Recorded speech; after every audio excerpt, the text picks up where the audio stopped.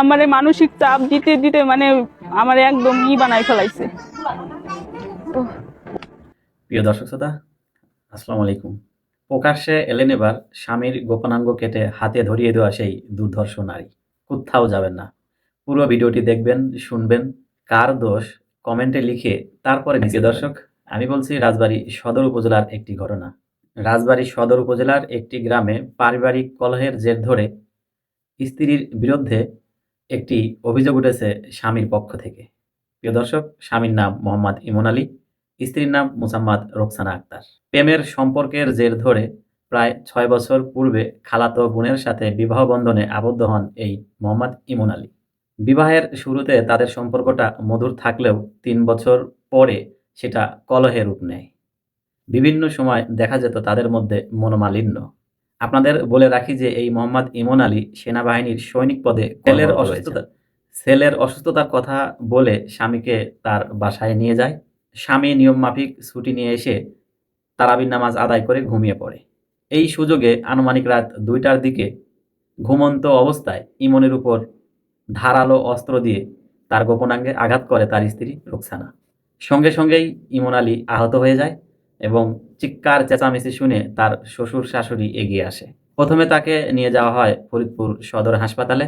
অবস্থা খুব জটিল হওয়ায় তাকে রিফার করা হয় যশোরের একটি আইসিইউ সেন্টারে।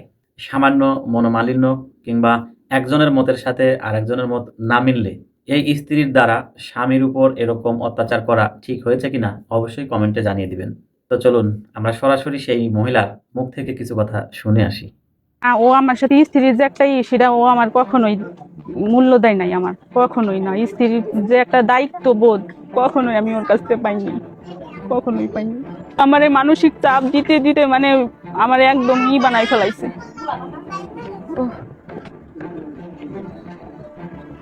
একটা কথা আসছে যে আপনি তার যৌনাঙ্গ কেটে ফেলছেন চাকু দিয়ে, তো এই বিষয়টি একটু বলেন। ধন্যবাদ সবাইকে ভিডিওটি দেখার জন্য। মানে ও জবরদস্তি করছে আমার উপর, মানে আমার সেন্স ছিল না তখন। তারপর কি করছে আমি বলতে পারি না।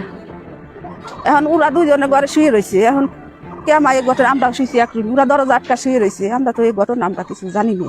পরে যখন জোরে করে চিৎকার মারছে যে মা, তখন যা দেখি যে এই অবস্থা, যা দেখছি যে ছেলে করতেছে মা আমারে বাঁচান, আমার হাসপাতালে নিয়ে চলেন, আমার হাসপাতালে নিয়ে চলেন। তারপরে ওই ছেলেই অটো ফোন দিছে, অটো ফোন দিয়ে ফরিদপুর দিছে, ফরিদপুর ওই জায়গাতে যশোর নিয়ে গেছে। আমার ছেলের রোকসানা ফোন দিছে সন্ধ্যার পরে, তুমি আমাদের বাসায় আসো। কিসের জন্য? তোমার ছেলে অসুস্থ, তুমি বাসায় আসো। তখন বাসায় গেছে। বাসায় যাওয়ার পরে দেখে ছেলে সুস্থ, ছেলে খেলা করতেছে। ধন্যবাদ সবাইকে ভিডিওটি দেখার মিথ্যা কথা বলে যে ডাইকে নিছে বাসায়, সেটাও বুঝতে পারছিল না। তারপরে শেষে খাওয়া দাওয়ার পরে ঘুম আসছে। ঘুম আসার পরে রাত 2টার দিকে যখন আমার ছেলে ঘুম আসছে, তখন আমার ছেলে চাকু দিয়ে ওই পুরুষ অঙ্গ কেটে ফেলছে। কেটে ফেলার পরে আমার ছেলে মা বলে চিৎকার দিছে। চিৎকার দেওয়ার পরে তখন বাসায় ফোন দিছে, মা তুমি তাড়াতাড়ি এসো, আমার মেরে ফেলেছে, তুমি আমার হসপিটাল ছেলে রেডি গেলে আমি এর বিচার চাই।